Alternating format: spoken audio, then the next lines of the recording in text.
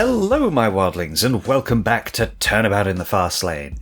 In the last episode, we had a quick chat with Priscilla about some of her earlier comments, and found that actually they were in a relationship once upon a time, and that it seems very likely that she would have known where Flash lives, where the keys to his car are, and probably how to drive said car, making it pretty obvious that it was probably her.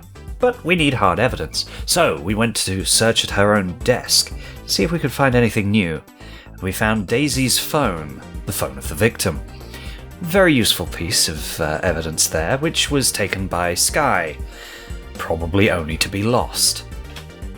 But we did also find a voice changer, in her desk, something which seems to be used to mimic the voice of Daisy Swinton.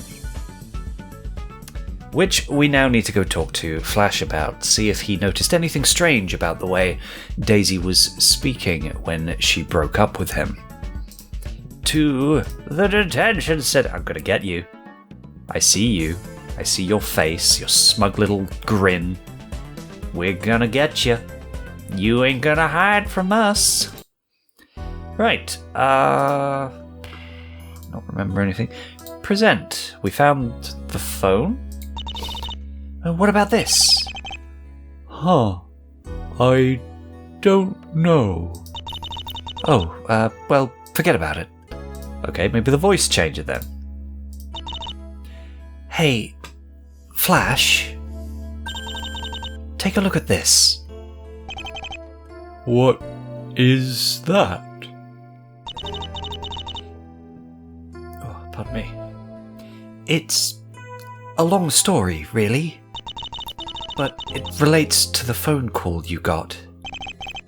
How does it relate to that? When you spoke to Daisy, did you notice anything odd? For example, was she speaking a little slower than usual? As slow as a sloth, maybe? Now that you mention it, I had found it a little strange how slow she was talking. Well, that would have been nice to know earlier.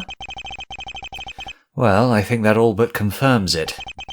She used the voice changer to mimic the victim, all in order to create a motive for Flash, so the ZPD would believe he was the killer. How could she? Didn't she love him once? Things change, and jealousy has historically been proven a powerful motivator. If we can prove that in court tomorrow, then Flash will go free. You really think it's because she was jealous of them? If the breakup was a bad one, it is a possibility. That's terrible. Yes, it is. But whatever the truth may be, I trust that you'll be the one to reveal it, Athena. And in court tomorrow, it will all fall down to you. I won't let you down, boss. That's the spirit. You may be an ace attorney yet. Confer with Apollo. Get your case together. Whatever you face tomorrow, you must never back down. Your client's life depends on it. I won't. Just you wait, boss. I wonder if we'll ever get an Athena Sykes game specific. I had to make the title myself, because there isn't one. Maybe one day there will be. I have hope for you, Athena. Honestly, I just hope we get more Phoenix Wright Ace Attorney games in general. They're good fun. I need to play more of the rest of them. But anyway, that's neither here nor there. What is here and now is Zootopia Courthouse, Defendant's Lobby 4, March 6th, 10:50 a.m. Hey, Apollo. Athena, this is it. The moment of truth. Don't you mean The moment of justice? Heh, that too. I think our case is pretty solid, don't you? It seems that way to me. But you know what they say about plans. Claviar may have a different idea about the case. And then there's Priscilla. Well, I mean, if we can just show Claviar the truth. That's where the Priscilla part comes in. Killers never give up so easily. I guess so. Come on, you two. You know the drill. You'll get the job done. I believe in the both of you. Thanks, boss. You know it, Mr. Wright. How about you, Flash? Are you alright? You really think that it was Priscilla? Well, that seems really quite likely. I never would have imagined. Don't worry, Flash. We won't let her get away with it. First order of business is proving her involvement, so the voice changer you guys found. Since that's where things left off yesterday, that's where they'll begin today. Then we just have to prove the hows and whys. Home stretch, Athena. You can do this. Court is about to begin. All parties must enter the courtroom immediately. Here we go, Athena. Right, let's go. Oh boy. Round 2. Fight! Zootopia Courthouse, courtroom number 4, March 6th, 11 a.m. Court is now back in session for the trial of Mr. Flash Slothmore. I've missed you, Judge. I've actually been playing a character very, very heavily based on the characterization of the judge I've been playing in here in D&D. He's kind of been with me in a degree. But again, it's nice to be back to this judge. I've missed him.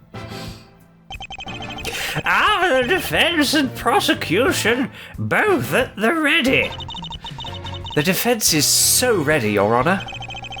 The prosecution is, as always, ready to rock. Ah, Claviar, it's been a while. I do hope you're ready, Fraulein. Don't you worry, Prosecutor Gavin. I'd say we've got this one all figured out. Oh, really? Then you best come out swinging, yeah? And, as always, he has to turn a court of law into a show. If the defense and prosecution are quite finished with all the excitement... Yesterday, we left off with some questions needing to be answered.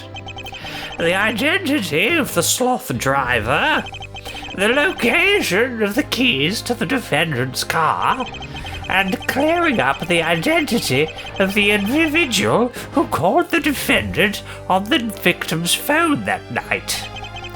Now, what does the prosecution have to report on the matter? Yes, let us continue each performance in their advertised order. The identity of the driver remains, as it always has been, as Flash Slothmore, the defendant. How could you possibly know that? I would refer you to the motive and means already established, Fraulein. But that song is old and dated. It is time to go along with what's new and interesting. So, in that regard, we shall move on to our judge's second line of inquiry.